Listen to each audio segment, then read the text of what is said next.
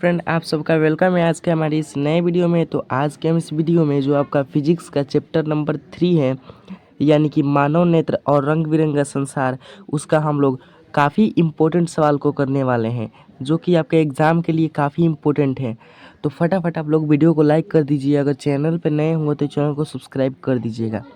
तो कई सवालों को हम आज देखने वाले हैं, तो फटाफट आप लोग कॉपी पेन लेकर बैठ जाइए। तो पहला सवाल है कि सामान्य नेत्र 25 सेंटीमीटर से निकट रखी वस्तुओं को सुस्पष्ट क्यों नहीं देख सकते हैं।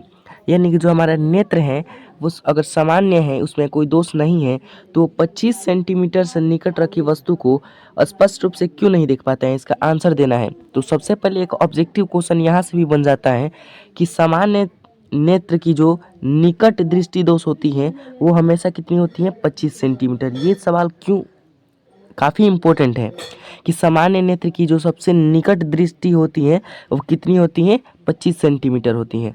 और 25 सेंटीमीटर क्यों होती हैं, इसका आंसर आपको देना है।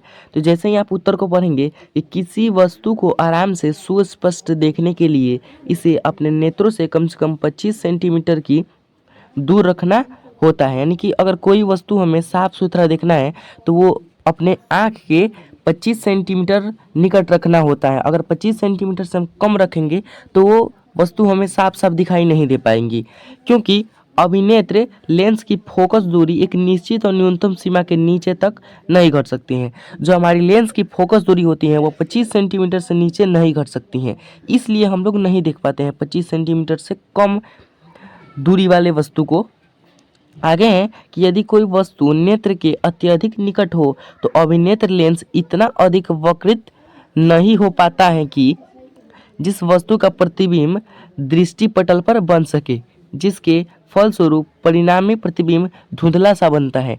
यानी कि आपको समझा दूं, इसका आंसर क्या होगा कि अगर हमारे आँख के सामने कोई भी वस्तु अगर 25 सेंटीमीटर की दूरी तक है तो वो हमें साफ साफ दिखाई देंगी। अगर 25 सेंटीमीटर से कम दूरी पर है तो वो हमें साफ साफ दिखाई नहीं देंगी, क्योंकि जो हमारा आँख का फोकस होता है, अभिनेत्र का फोकस, वो 25 सेंटीमीटर से कम वाली वस्तु को नहीं देख पाता है। इसका कारण यही होगा। आप स्क्रीनशॉट ले सकते हैं, इसका आंसर यहाँ पे स्क्रीन पर है। अगला सवाल है 2 नंबर हमारा कि तारे क्यों टिमटिमाते हैं, इसका आंसर दीजिए। आप कभी आकाश में देखिएगा, गर्मी के टाइम है अभी, कि जो तारा है उसका एक रंग नहीं होता है, वो हमेशा टिमटिमाते रहता है। कभी लाल हो जाएगा, कभी उसका प्रकाश कम होगा, कभी ज़्यादा होगा। यानी कि जो तारे होते हैं वो हमेशा टिमटिमाते रहते हैं। इसका कारण यही होगा कि जब तारे का प्रकाश पृथ्वी का वायुमंडल में प्रवेश करता है, यानी कि जब तारे से प्रकाश निकलता है और पृथ्वी तक पहुंचता है, मान लीजिए ये तारा हो गया और ये पृथ्वी हो गया, इसका जब प्रकाश पृथ्वी तक पहुंचेगा, इसके बीच में काफ़ी गैस होती हैं। ये सब गैस का लेयर होता है। और प्रकाश के अपवर्तन की क्रिया आप पढ़े हैं कि प्रकाश जब एक माध्यम से दूसरे माध्यम में जाती है तो उसका अपवर्तन होता है।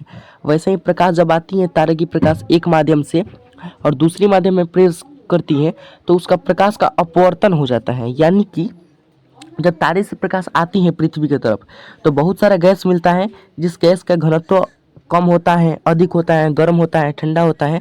तो अलग अलग माध्यम मिलने के कारण जो तारे का प्रकाश होती है, जो तारे का प्रकाश, उसका हो जाता है अपवर्तन।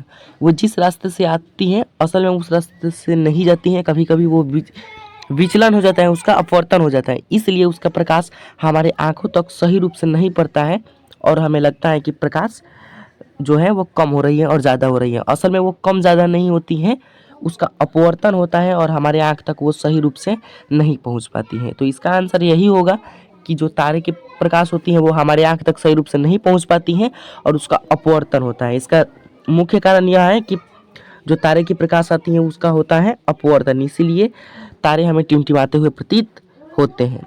अगले सवाल पे आते हैं। इस सवाल को हम कुछ देर बाद देखेंगे। अभी इस सवाल पे, ये 4 नंबर सवाल पे जो है वो बोल रहा है, 4 नंबर सवाल है कि स्वच्छ आकाश का रंग नीला दिखाई पड़ता है जबकि अंतरिक्ष यात्री को काला प्रतीत होता है, क्यों। आप अभी अगर आकाश में देखिएगा दिन के टाइम में तो आपका आकाश जो होगा वो नीला दिखाई देगा, लेकिन वही चांद पे जाकर आप आकाश को देखेंगे तो आपको काला आकाश प्रतीत होता है। इसका कारण क्या है, यही आंसर आपको देना है। देख सकते हैं आंसर यही है कि जब सूर्य का प्रकाश वायुमंडल में प्रवेश करता है तब प्रकाश का प्रकीर्णन होता है। लाल रंग का प्रकीर्णन सबसे कम और नीले रंग का प्रकीर्णन सबसे अधिक होता है, इसलिए रंग के प्रकीर्णन में नीले रंग की अधिकता होती है और इसलिए आकाश का रंग नीला प्रतीत होता है। और अंतरिक्ष में प्रकाश का प्रकीर्णन नहीं होता है, इसलिए अंतरिक्ष यात्री को आकाश का रंग नीला दिखाई देता है। इसका आंसर यही होगा कि जो अंतरिक्ष यात्री जाते हैं अंतरिक्ष में, उस टाइम प्रकाश का प्रकीर्णन नहीं होता है, इसलिए आकाश का रंग काला दिखाई देता है। और दिन में प्रकाश का प्रकीर्णन होता है, इसलिए उसका रंग नीला दिखाई देता है। आगे देखते हैं अगले सवाल पे। अगला सवाल है हमारा 5 नंबर कि रेलवे सिग्नल का प्रकाश का रंग लाल ही क्यों होता है। यानी कि जो रेलवे पर ट्रेन को रोकने के लिए जो पट्टी दिखाई जाती है वो लाल रंग की ही झंडी क्यों दिखाई देती है, लाल रंग की ही झंडी क्यों दिखाई देती है। या फिर एक और क्वेश्चन इसी से संबंधित पूछा जाता है कि जो खतरे का निशान है वो लाल रंग का ही क्यों बनाया जाता है। तो इसका आंसर आप देखिएगा कि जो खतरे का निशान है वो लाल रंग का क्यों बनाया जाता है और ट्रेन पर जो झंडा दिखाया जाता है वो लाल रंग का ही क्यों दिखाया जाता है। तो इसका आंसर यही होगा कि रेलवे के सिग्नल में लाल रंग का प्रयोग इसलिए किया जाता है क्योंकि लाल रंग का प्रकीर्णन सबसे कम होता है और लाल रंग की अधिक दूरी पर साफ साफ दिखलाई पड़ता है इसलिए। यानी कि जो लाल रंग होता है अगर दूर से भी दिखाया जाएगा तो लाल रंग का प्रकीर्णन काफ़ी कम होगा क्योंकि इसका तरंगदैर्घ्य काफ़ी अधिक होता है और लाल रंग हमें साफ साफ दिखाई देता है। इसलिए हम लोग लाल रंग को दिखाते हैं कि जो ट्रेन चालक होता है उसको साफ साफ दिखाई दे कि हाँ आगे कुछ खतरा है। और वहीं पे अगर दूसरा कोई कलर दिखाया जाता है तो उसका प्रकीर्णन काफ़ी अधिक हो जाता है, उसका विचलन ज़्यादा हो जाता है, जिसके कारण जो ट्रेन चालक है उसके आंखों तक वो रंग पहुंच नहीं पाता और उसको कुछ समझ में नहीं आता। लाल रंग का प्रकीर्णन काफ़ी कम होता है, इसीलिए लाल रंग को दिखाया जाता है ट्रेन जो चालक होता है उसके सामने। इसका आंसर ये है, आप स्क्रीनशॉट ले लीजिएगा। ठीक, फर्स्ट क्वेश्चन देखते हैं। एक और क्वेश्चन था हमारा 3 नंबर कि दृष्टि निर्बंध क्या है, किस प्रकार की चलचित्र संभव होती हैं। तो इसका आंसर हम देख लेते हैं कि रेटिना पर बना प्रतिबिंब वस्तु के हटाए जाने पर 1/10वां सेकेंड तक स्थिर रहता है, इसे दृष्टि निर्बंध कहते हैं। यदि चलचित्र कैमरे के द्वारा खींचे गए अचल चित्रों में दृश्य के क्रम पर किसी पर्दे पर लगभग 24 प्रतिबिंब बनता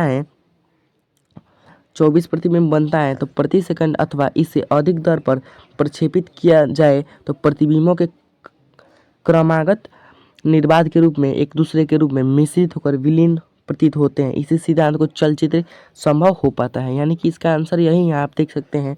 आप लोग इसका चाहे स्क्रीनशॉट लेना तो ले सकते हैं। ठीक, मिलते हैं अगले वीडियो में, तब तक आप वीडियो को लाइक और चैनल को सब्सक्राइब कर दीजिएगा।